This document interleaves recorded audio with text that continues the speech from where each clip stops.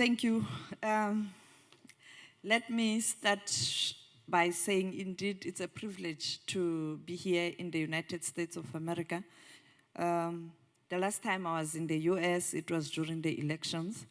And before I left home, the US Embassy invited journalists where we had to analyze and unpack the debate between Donald Trump and Hillary Clinton. And in the room, editors, journalists, and political analysts, all of them predicting that Hillary Clinton was going to win the elections. I was a lone voice saying Trump is going to take it. And many people couldn't understand why I was saying that.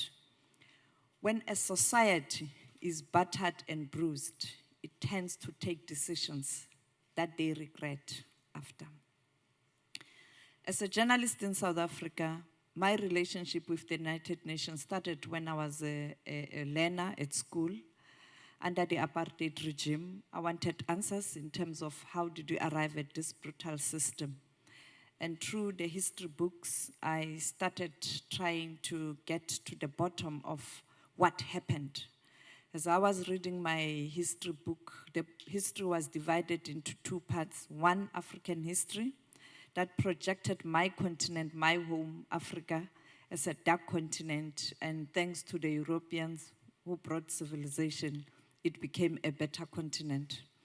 The other part was a European history where everything was just bright, lovely, and beautiful.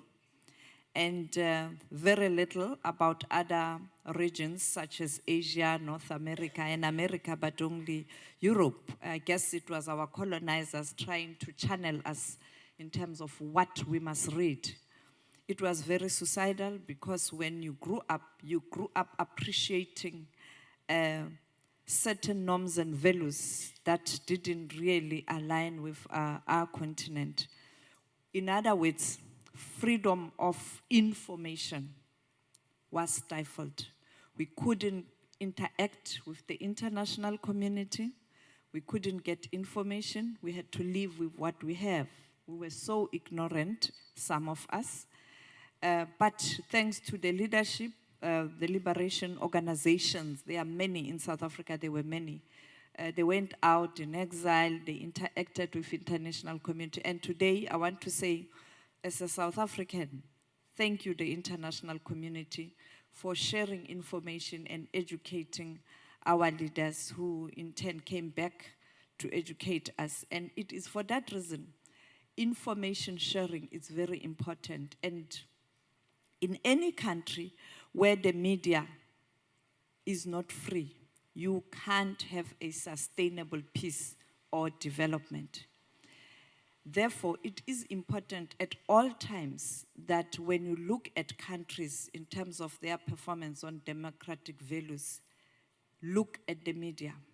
Is the media free in that country? If the media is not free, there is just no way the country is going to be free because there is no flow of information. Media rights are human rights because freedom of information can be facilitated by the media.